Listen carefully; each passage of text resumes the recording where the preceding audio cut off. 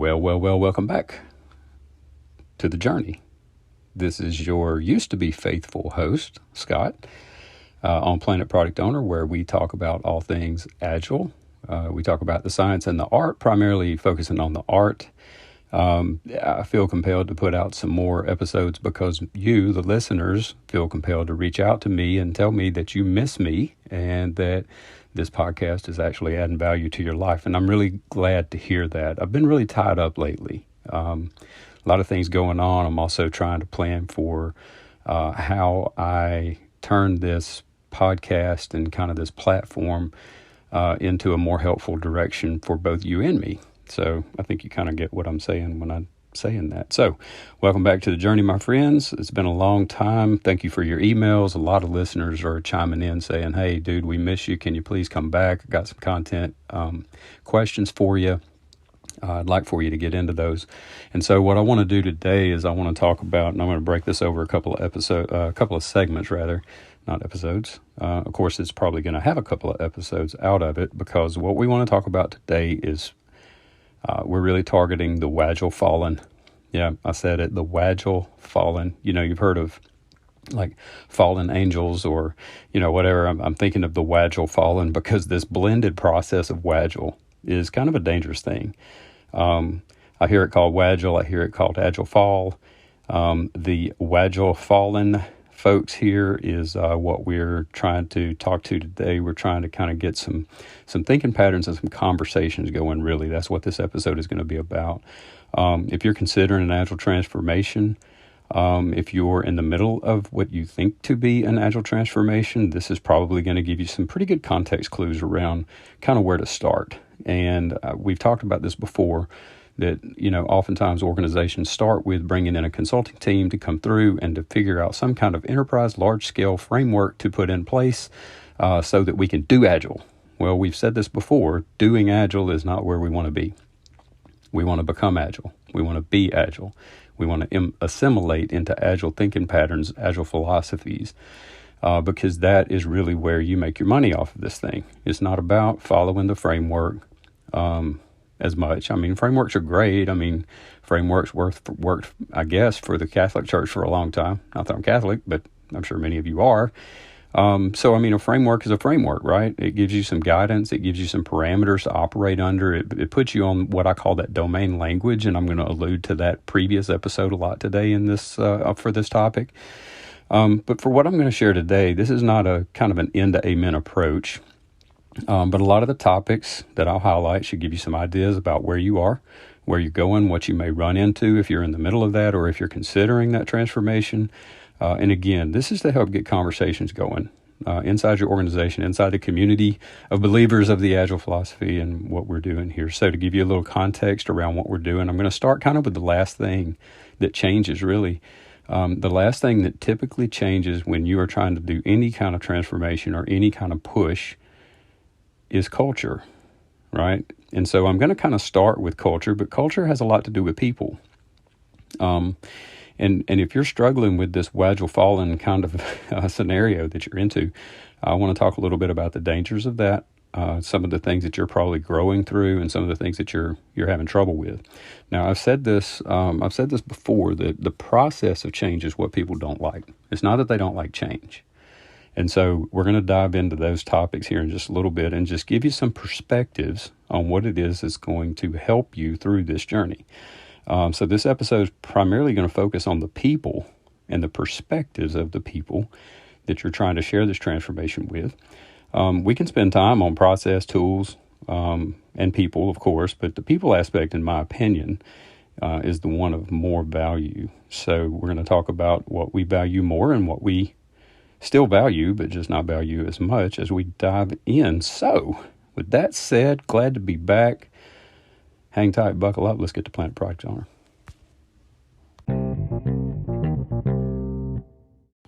So I'm talking a little bit about perspectives here, and some of the dangers, again, of this AgileFall, Wagile kind of mindset that we're talking about, particularly if you bring in Agile-minded folks to help you with this transformation. This is really a big deal.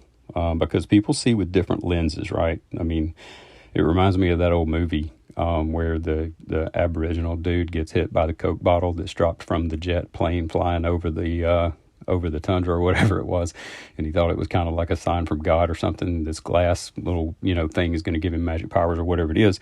He'd never seen a Coke bottle before, so I mean, here we are with a Coke bottle, and we all know what that is, I guess. But anyway, the point is that people see things through different lenses and different perspectives. So when we're comparing and contrasting Agile and Waterfall, or what we call traditional project management methodologies, I think it's important to make sure that everybody understands in there that the Agile-minded folks are largely driven by what I hope they're driven by is the Agile Manifesto.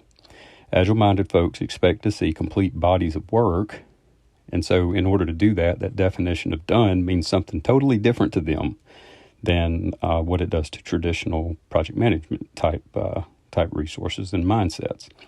Waterfall folks, or traditional folks, assume that defects may be, for example, part of the scope that remains after we're done with our Wagile stories, right? Well, that sends a confusing message to your folks there trying to help you through this Agile transformation.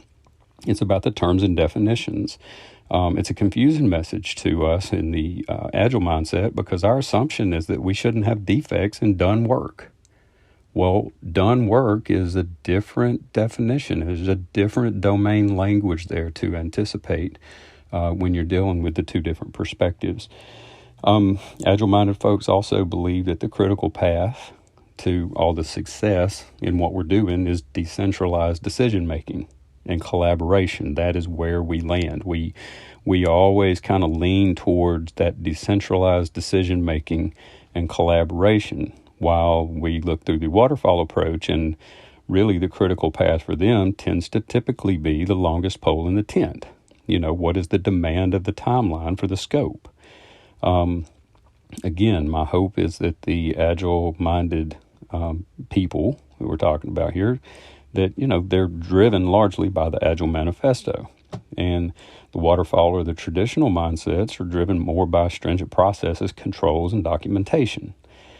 This is not something that's new. This is something, and we'll get to it in the next segment, where we're talking about, how we handle these things and how those processes, they can still exist, they can coexist, but let's just don't mingle them, okay?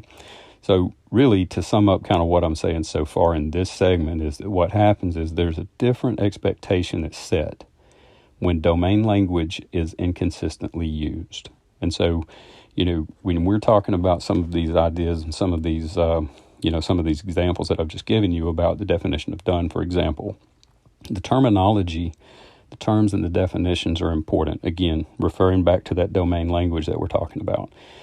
Going a level up really from, the team level definition of done, or the domain language. The domain language is really important for your culture. So when we say and we use the word story, we're not talking about a business requirement. We're pointing to business requirements with a story, but we're not talking about business requirements. And often what I see getting commingled there into this terminology is that we have a business requirement document that becomes a story. And that is not really the way that we are trying to produce the value in an incremental or an iterative fashion. And I'm going to tell you the danger of that really here in just a minute.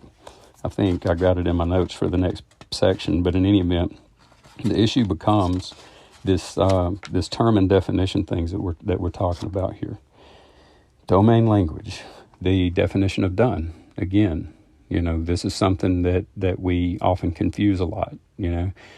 Definition of done doesn't have to be some 3-page document that was generated by the PMO or the EPO or your controls office or legal or compliance. The definition of done is something that says, hey, team, with the collaboration, with the decentralized decision-making power and authority that you have, tell me what you think needs to be in this list or this bulleted list or even this short description that says this story is done. And what does that look like? Well, if we're accepting defects into our code and we're okay with going to production with that potentially shippable code with defects, then I would assume we wouldn't mention anything about defects in the definition of done. But it's kind of counterintuitive, right? If we're saying it's potentially shippable, then potentially shippable means that we don't have those defects in that code, right? So that whole thing just kind of comes back to domain language and making sure that that collaboration and that decentralized decision-making is on top for the agile-minded perspective. Now, where we run into trouble is with the by committee or the body, that who is largely responsible for, the grooming or the elaboration, or it's just functional people or whatever. We're not involving technology in and ahead of everything that we're trying to do. We don't even get deep enough into it because we're happy with the terms and conditions that we have. We're happy with the definitions that we're using for example, the term story. We're okay with that. And the continual improvement process is really more around the documentation and the controls that are put around the project and its success. So that's kind of an anti-pattern for the decentralized decision-making and the collaboration, right? And so when we run into this body or committee, it puts a strain on us because one of the things that we really want to do in more of a lean mindset is to continually improve, right? And so if we're continually improving the way that we're getting approvals, for some large document that was sent out, the charter of the project, and then, we recall that and maybe we put it up on, some intranet site, right? For example, instead of sending it through an email. Sure, that's a process improvement, but is that one that adds value to the working software? That's the question, right? And so that's really how these agile mindsets are wired and geared once you get into, once you get a little bit of season under you and you're on this journey and you're learning about it. So don't be fooled, right? So a piece of advice for you, if you are going through, this transformation here, consider the perspectives, especially if you have brought in resources who have the experience or they are seasoned, in that area, because the perspective and the naming conventions and the terms are really, really important. It's critical. And just on the same side, if you are one of those who have found yourself in the middle of a transformation and you are somebody of the agile mindset and you're working with a traditional model, keep in mind that you guys want the same thing. You're just going at it in a different way. Okay? And so you have to recognize that perspective as well and make sure you're respecting it, right? And try to solve it in a way that makes sense to both of you. I know it's frustrating, but hey, we're going to get through it. So I'm going to point you back to the domain language episode to make sure that you kind of get your feet up under you, because it's not just for the team level. This is at the transformation level too, if we use the word transformation, which I like a lot, but it's kind of overused too. But either way, so I hope that this is all making sense to you about the perspectives here. The next segment is going to go much deeper than what we just talked about, because I did want to get some context around the perspective and what it is that we're dealing with here when you have basically two different parties speaking different languages, not really understanding each other. We're missing each other. So my hope here today is to not really connect the dots for necessarily the going in the direction from the agile mindset to the waterfall or the traditional mindset. But what I'm really wanting to do here is explore some conversations from a traditional or a project management mindset, and trying to help you understand the agile mentality and where the agile philosophies kind of come into play, and how there are some parallels running there. So we're going to dive into that much deeper in the next segment, so hang tight. All right, so let's set the stage here. So Scott, in the beginning of this, you talked about people being more important, or valuing the people over the process and the tools. And because you always think in terms of when you're trying to attack something, there's people, processes, and tools. People, processes, and tools. And I think it's important to recognize that the term people comes first. Most of the time it comes first in all of those kind of formats or those templates that we use or whatever, right? And so why is it that you think I wanted to focus more on the people? Well, let's do a reading today. You guys love it when I do the reading from the Scrum Guide. But today we're going to read from the Agile Manifesto, and we're going to see what it says. The first thing that it comes up with is individuals and interactions over processes and tools. Now, for those of you with the traditional mindset, let me break this down to you. We're not saying that we have, and my good friend Brandon, he's talked about this a lot. It's not saying that we don't value processes and tools. We do. Even agile mindseted people, even in the philosophy of the whole agile enterprise or the thinking patterns that we are accustomed to, we still value processes. We still value tools. The difference is for us is that we don't value them as much as the individuals and interactions, which goes back to the collaboration and the decentralized decision-making point that I made earlier in the previous segment. So we're talking about, and so why is it that I wanted to put people first? Well, talk about that being first. I mean, that's the first thing, individuals and interactions over processes and tools. This is what we value. So we value individuals and interactions over processes and tools. Again, not saying that it doesn't have any value, but that's where we put our focus. So project managers, line of business, business analysts, systems analysts, whatever, deciding and prescribing technical solutions, right? When you get into that, and we've talked about prescriptive, descriptive in another episode, I think, and if we haven't, then I'll refresh that one and knock the dust off of it when I get to a next episode talking about dedicated teams and the value there. But the idea is that when you have non-technical people prescribing technical solutions, we're in trouble. So a lot of times what you'll find in the waterfall and the traditional mindset, and I would challenge anybody to shoot me an email on that, scott@planetproductowner.org, if you're guilty or not guilty of that. I mean, I think pretty much if we took a show of hands of everybody out here, you have certainly in a traditional project methodology, you have certainly discovered that project managers, BAs, line of business, stakeholders, sponsors, they are already prescribing for you what you're going to do and how you're going to do it.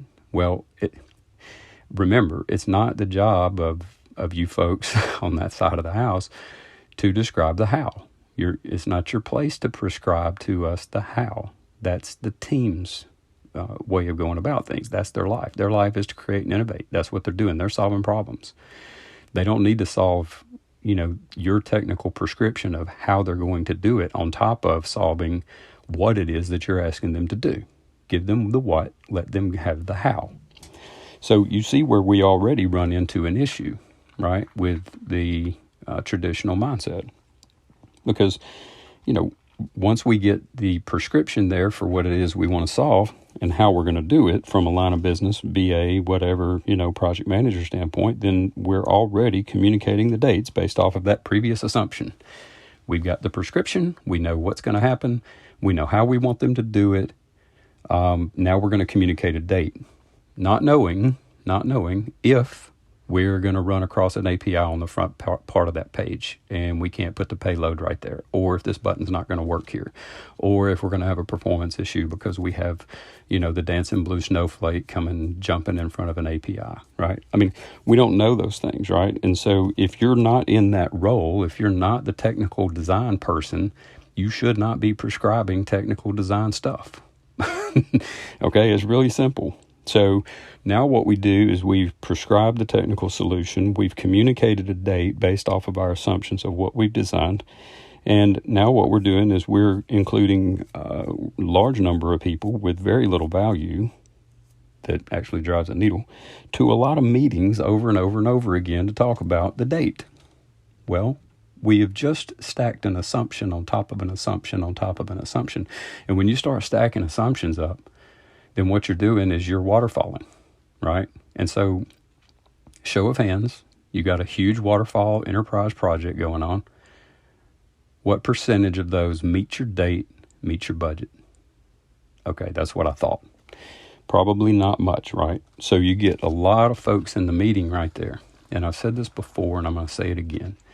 If you have 55 people in your meeting, or 125 people in your meeting, or even 30 people in your meeting, I've said this before. I mean, the chances of everybody drinking your beer and breaking all your stuff is really, really high, right? So we don't want that many people in there. We want small teams. I mean, and again, that's one of the benefits of having the agile mindset is that I can get 2 or 3 people to agree on something, but it's really hard to get 47, right?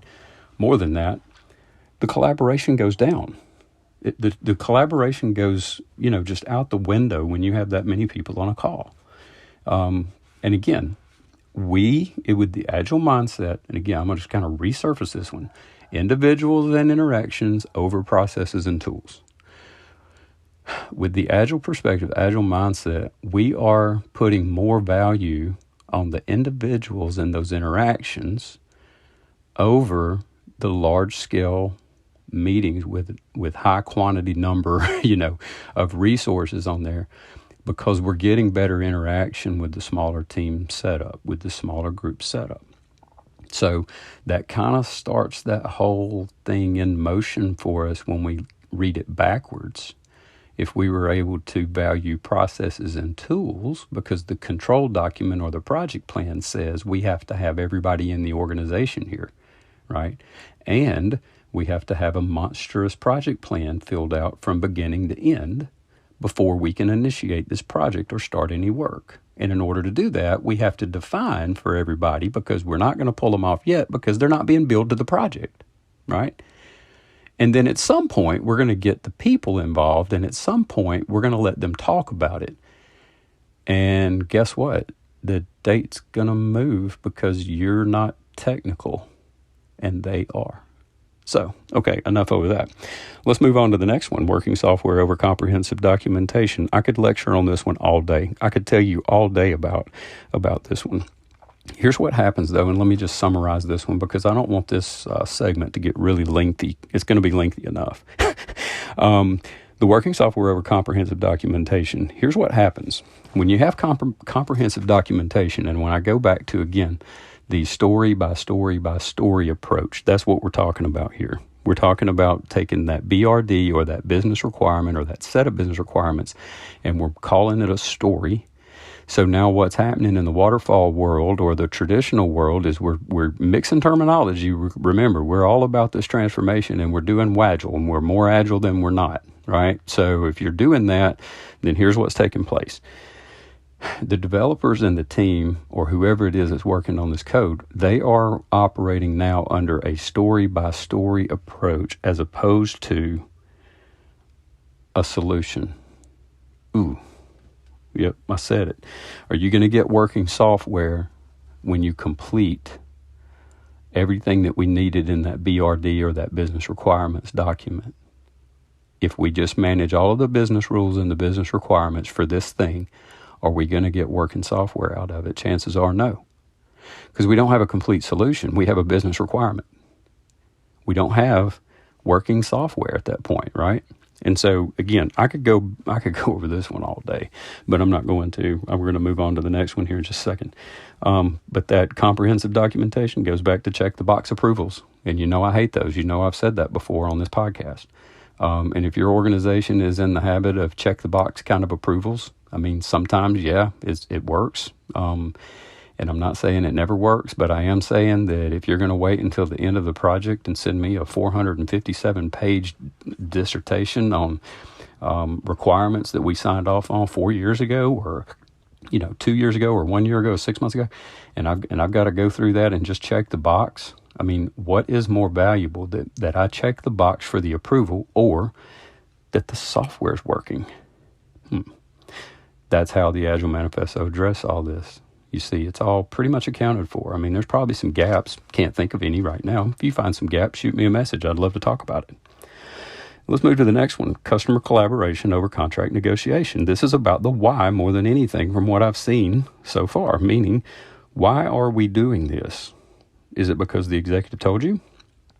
Is it because the line of business believes we got to have all the new shiny things in here?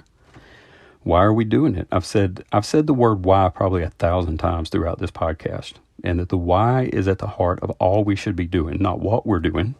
It's not about what we're doing. It's why we're doing it.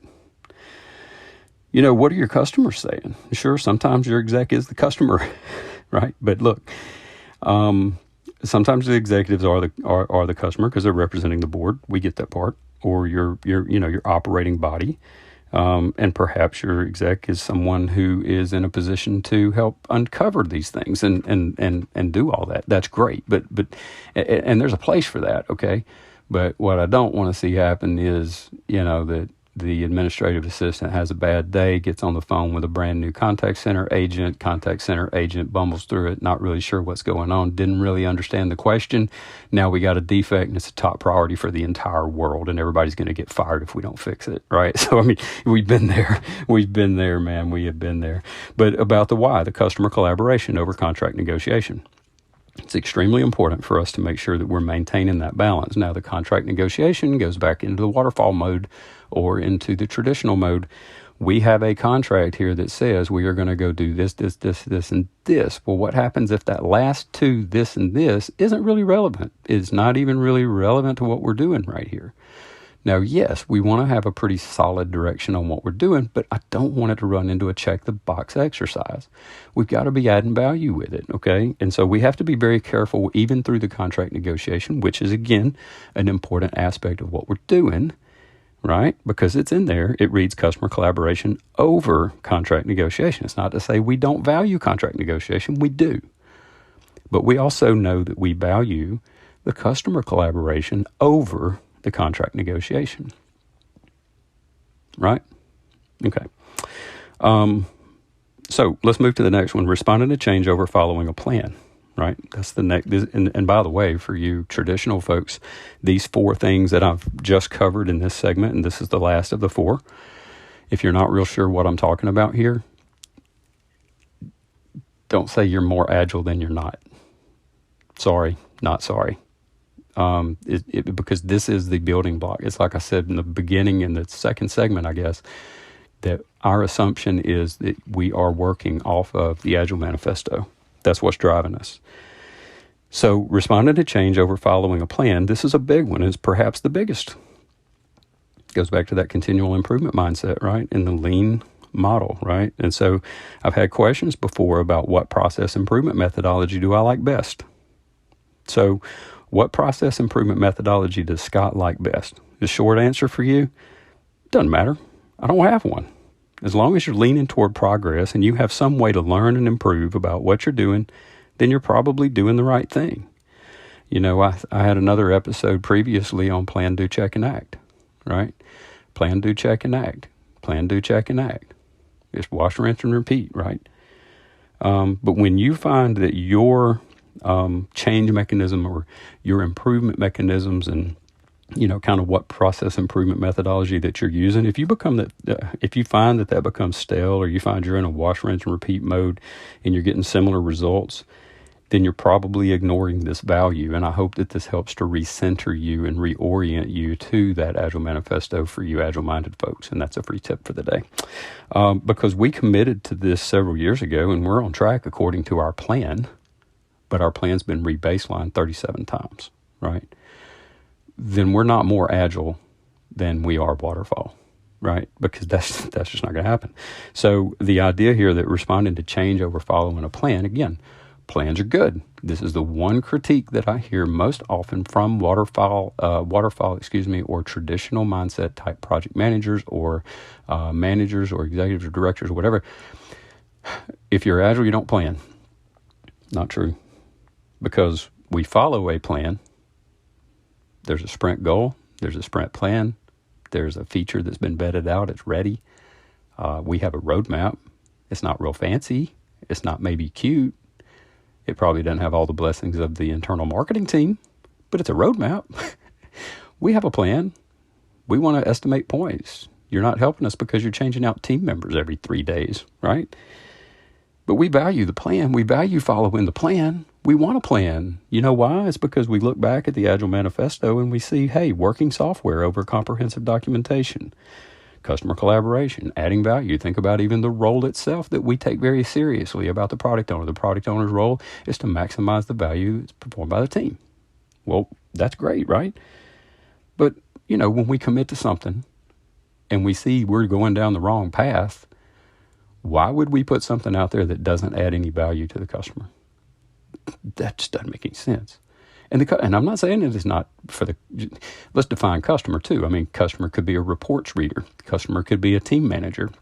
Customer could be that executive or even that administrative assistant or executive secretary who called into the contact center on a really bad day and got a new rep, right? I mean, that could still be the customer. But the point is that we have to be able to respond to the change. And if we're doing something that is just pissing in the wind, right? I mean, we got to change our direction. We got to turn around and start peeing a different way, right? I mean, I hate to say it that way. That's probably one of those Southernism kind of Scottisms that many of you across the world may not understand. And by the way, I do recognize that in the analytics of this thing, only 35% of my listeners are in the United States. And that's pretty indicative too of the email responses that I get, because I'm getting them from all over the globe, and I think it's great. So if you didn't get that pissing in the wind deal right there, just let me know, and I'll be happy to clear it up for you. So anyways, we're going to end this segment now that we've covered the Agile Manifesto, and if you're in a traditional mindset, just do a Google search, Agile Manifesto. Bam, there it is. And it'll show you what I'm talking about here. Because you should become familiar with that and get acclimated with it, because it's going to help you with the perspective that you're going to need for this transformation. Okay? All right, so we're going to get to the next segment. We're going to talk a little bit about how people are most impacted by this. All right, hang tight. Okay, Scott, I'm coming from a traditional mindset, and I've learned a lot today. Thank you for sharing the Agile Manifesto and what that means. I'm still not real sure why you are so interested in people, because my head's down all day making sure that my project plan is up to date. Agile-minded folks, thank you, Scott, for revisiting this and recentering and reorienting me to the Agile Manifesto, because I've recognized lately that I have not been driven by that primarily. And I needed to get refocused and reacquainted with it so that I can plan, do, check, and act effectively. So here's the topic in this last segment. How are the people most impacted by all of this? Well, organizations, again, spend enormous amounts of money. Consultants, training, certifications, frameworks. And what happens here is that they get the science, right? But normally can't apply the art to make it happen. Well, that's why I'm here. That's the money statement right there. And, I can follow the directions all day long, but if I've never installed a kitchen cabinet, then I'm probably going to struggle with it, even if I got the directions in front of me, right? There's little tips and tricks that cabinet makers have. There's little tips and tricks that the guys do when they put in the pool, or there's tips and tricks to the thing when you're driving a car, right? I mean, you kind of know it as you get experience in it. And so the art of that piece of that deal is really important, and that's where I come in to help you. So back to what we're doing in the culture and what we're doing to the culture. And by culture, I do mean people. If you're in this transformation, or if you're heading into this transformation, both sides, the Agile side and the traditional side, pick sides. They all pick sides. We all pick sides. Don't worry about it. We're going to pick sides. The Agile-minded focus on iteratively adding value that can be measured and managed is upfront and personal to them. We have to iteratively add value that can be measured and managed. That's the focus. That's what we want. We want that value. We want to produce that value.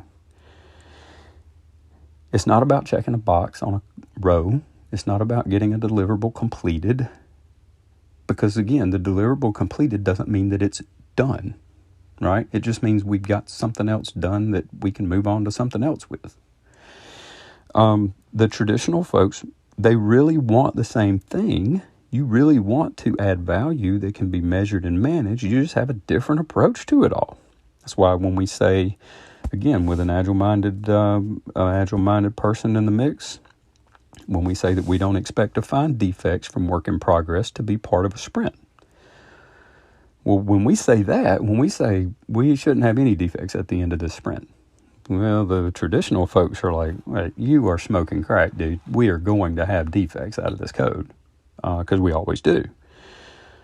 But it's a missing concept, right? I mean, we don't have those because we have a working agreement in place called a definition of done that says we're not going to have any of these defects here because we're not going to accept the work. there are defects to remediate. We get that part. But what we're going to do is we're going to test early and often, and we're going to test first, right? And it's going to be a whole different thing. But we can't get into that unless we have given them the opportunity to prescribe that solution for themselves and trust their judgment on it and let go of the control, I said it, that you have on the process right now, okay? We got to trust them. So it's just a missing concept, right? It's just a different perspective. So let's go to the next one here, because I'm going to try to land this plane here in just a minute, I promise. So why do waterfall folks pick their side? Well, it's comfortable. Why do agile-minded folks pick their side? Because it's comfortable. We found a new way to work. We found a whole new world. We found this whole new journey to be so impressive to us because we're continually improving. We're seeing value quicker. We're learning every day, every minute, right? We're continually improving. We have some of these buzzwords like plan, do, check, and act. We've got iteration goals or sprint goals, and we've got a team that's getting some traction, and we're looking at our points and our velocity, and we're figuring things out. And you know what? We're delivering a potentially shippable product, right? And we're getting things to production. But the waterfall folks, or the traditional folks, they still have the same level of comfort in what they're doing, right? It's because there is a certain level of transparency that is really an anti-pattern for agile-minded folks. That certain level of transparency that they're seeking with the executives or with the board or whoever it is that's sponsoring the project or the program, that limited view into the transparency, as long as we check the box and get the thing going, then we're going to be okay. And it's a struggle. It's a real struggle. I get it. There's a certain level of value placed on the comfort level of those documents, those processes, those controls, the whole methodology. Okay? And I know this is a controversial topic. I understand that I'm moving somebody's cheese and I am really in your grill right now. But that's why I'm bringing it up, folks.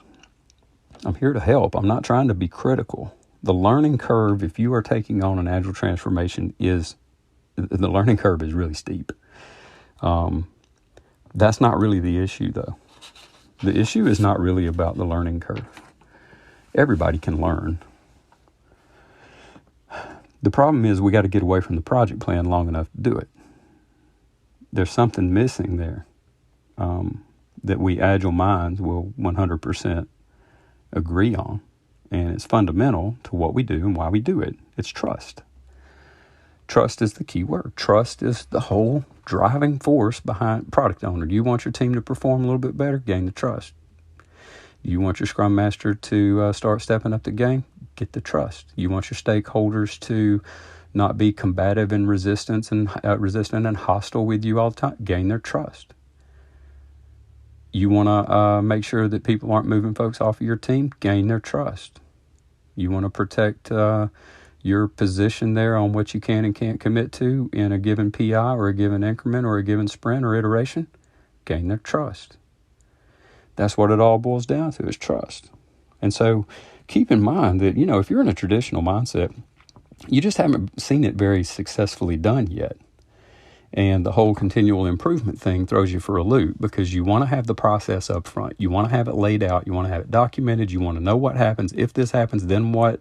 And all of that plan has to be there because there is a methodology. And I understand we're regulated to some point in most business models, that we want to make sure that we're doing right there. And so getting that trust, gaining that trust in the system and in the process and in the modeling of an agile transformation is important for you too. You don't trust what you don't know, and I get that. So how do we get that comfort level with them? If you're the agile person in that team or in that group, if you're the one in the middle of the road and you're trying to preach and advocate, I'll take you back to Agile 101. Think small. Think small. Agile 101, it's hey, we're going to do small, iterative or incremental changes, and we're going to get traction with that. And this goes for both sides, right? I mean, the waterfall folks or traditional folks, if you're going through this transformation, take it one bite at a time. If you're the agile-minded folk or the consultant or whoever it is coming on board and you're trying to get some traction there, one bite at a time. Go small. Small wins stacked on small wins become big wins, right? We know that. But each of those small changes, those small wins add value, continually add value, and they get redone, right? So get your roadmap out. Start planning that transformation, right? So if you still can't get traction on that, though, perhaps the commitment's just not there culturally for those changes. And it is a big change, okay? It is a huge change. It's one that people can either buy into or they can't, okay? So you understand the tension. You understand where everybody lies, kind of what side they've chosen. Agile-minded folks, just so you know, if you're in a traditional mindset, they're probably going to get offended at first when they hear a mixed set of domain language. But they want to help you get over that disconnect because, after all, Agile-minded folks are in this for the win, and the win is continually improving. So don't be so hard on them if you're in that traditional model. And you Agile-minded folks, if you're in that model, don't be so hard on the traditional folks because their perspective is completely different than yours. They don't trust what they don't know. They haven't seen it implemented, and they're really having trouble visualizing what it is that you're trying to help them get to. So let's build the trust. The trust is critical. The trust is all. And that will get you to the collaboration, the people, the decentralization of decision making. It'll get you to all of it. Handle the trust part. All right, so that's it for the journey today. I hope you've enjoyed it, and I'm really glad to be back. I should be getting some new episodes out here pretty soon, so keep listening, keep telling people about it. Let's grow the audience a little more. I'm amazed at the numbers and how much they grow every day. Feel free to shoot me an email, and I am going to go back and cover some of the email topics that have been sent since I have been gone and been away from the cast. Thanks again, and have a fun, safe journey, my friends.